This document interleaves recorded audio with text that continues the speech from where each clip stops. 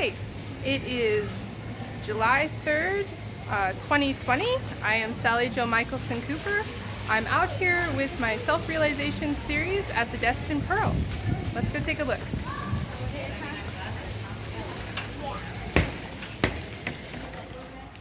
This is the Pearl. It's a really lovely gallery here in Destin Commons. I've had work here on and off. My friend Bill Madden has work here. And we were going to plan an event for this, but because of the corona apocalypse we live in now, I am just setting up to the side. I'm going to do my video. That's Jim in the background. All right. This is the self-realization series as the full set. And if you're interested in the in-depth version, there's an individual video on each piece. This is Falling Awake, Abandoned Dreams, Higher Orientation, and Growing Up. I'm going to do a brief walkthrough of each one. The Falling Awake piece is about the idea that in order to really realize your dreams, you have to wake up. So the figure in the topmost portion is the figure who is asleep. The figure in the bottom portion is a person who is in the dream space. And in order to make anything in your dreams attainable, you have to wake up from the dream. So that's what that piece is about. Since the previous video, I added this green haze in the bottom. I wanted to make it more of a dream space, and I didn't really think it went well with the figure up above. Slow down. The second piece in this series is Abandoned Dreams. Abandoned Dreams is about the concept that you have to let go of a portion of your dreams for the rest of your dreams to flourish. I did this piece in a more al prima than the other pieces. All these pieces are oil on board with very little additives. This piece I really considered other symbology for because I had the idea for the concept way before I had the idea for the symbology. As I discussed in the other video, I considered a wishing well, I considered stars, but in the end I decided to go with the tree of life because it was a known representation and it could be identified that something was different about it. So that is the concept behind the Abandoned Dreams piece. And it's kind of like stepping away from the Neverland concept. Neverland is the opposite of this. It's abandoning no dreams and therein never growing up. And as we continue through this, the next piece is Higher Orientation. This piece exists in the waking space. This piece is about picking up what you have available to you and striking out on your own. It's about starting to try to accomplish something.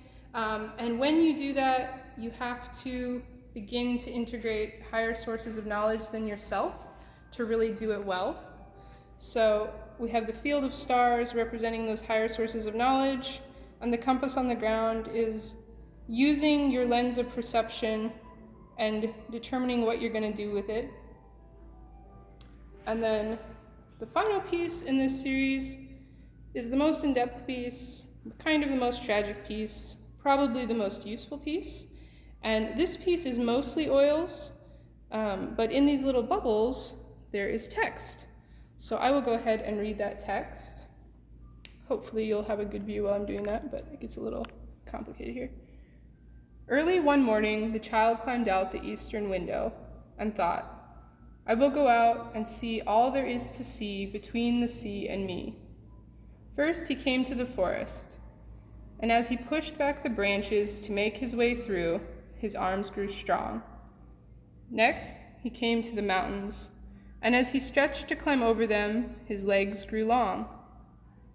He came to the desert, and there his stomach grew from emptiness. He came to the city and talked to many people of many lives, and with them his mind grew. Then at last he took a boat out onto the sea, and as the stars came out, his soul grew deep. And he thought, now I have seen all there is to see between the sea and me. I will go home.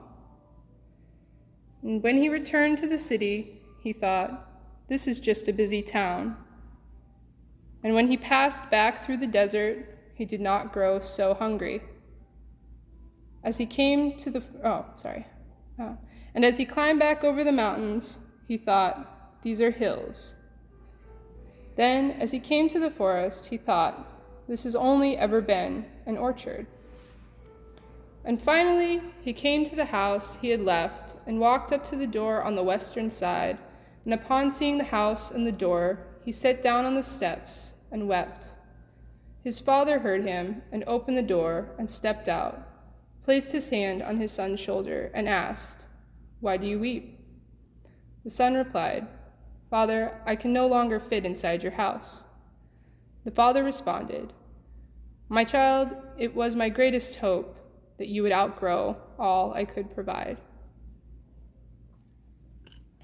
So this has been consolidation of my work for the spring of this year, and it's very much including moving from an unconscious actor into a conscious actor and the ramifications of that. And even though that's something we strive for, it's also something that is its own tragedy, but it's a tragedy that absolutely must be lived because the alternative is much worse. And that has been this series. I'm going to have another pop-up show on the 25th of July at Stone Soup, so if you're interested in seeing these pieces in person, I will be out there then. Thanks for spending time with me. Have a great day.